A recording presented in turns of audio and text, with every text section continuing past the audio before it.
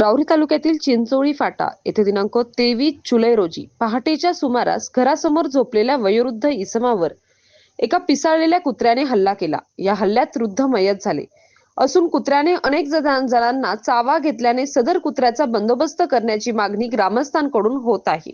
या घटनेतील मयत साहेबराव रामोजी वाघमारे वय 90 वर्ष, राहणार तांबरे रोड, चिंचोली फाटा, तालुका राऊरी हे दिनांक 23 जुलै 2026 रोजी पहाटे 6 वाजे दरम्यान त्यांच्या घराजवळ श्रीराम लॉन्ड्री समोर झोपलेले होते।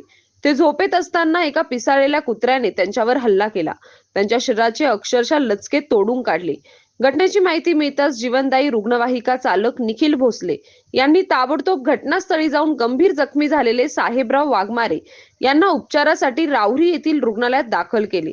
तेथील वैद्यकीय अधिकाऱ्यांनी साहेबराव वाघमारे यांना तपासून उपचारापूर्वीच मयत घोषित केले। साहेबराव वाघमारे यांच्या मृतदेहावर शवविच्छेदन केल्यानंतर मृतदेह नातेवाईकांच्या ताब्यात देण्यात आला।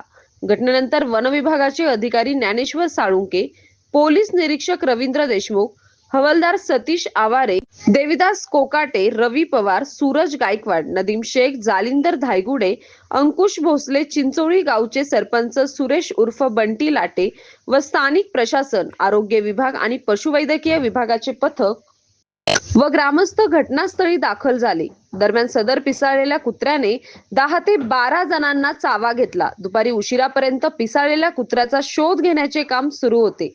या घटनेमुळे परिसरात भीतीचे वातावरण निर्माण झाले असून परिसरातील शाळांना सुट्टी देण्यात आली। तसेच भटक्या कुत्र्यांच्या ताबडतोब बंदोबस्त करण्याची मागणी ग्रामस्थांकडून होत आहे। सतीश फुलसौंदरसह राजेंद्र म्हसे, MS न्यूज 15 राऊरी अशाच नवनवीन बातम्या पाहण्यासाठी चॅनलला सबस्क्राईब करा।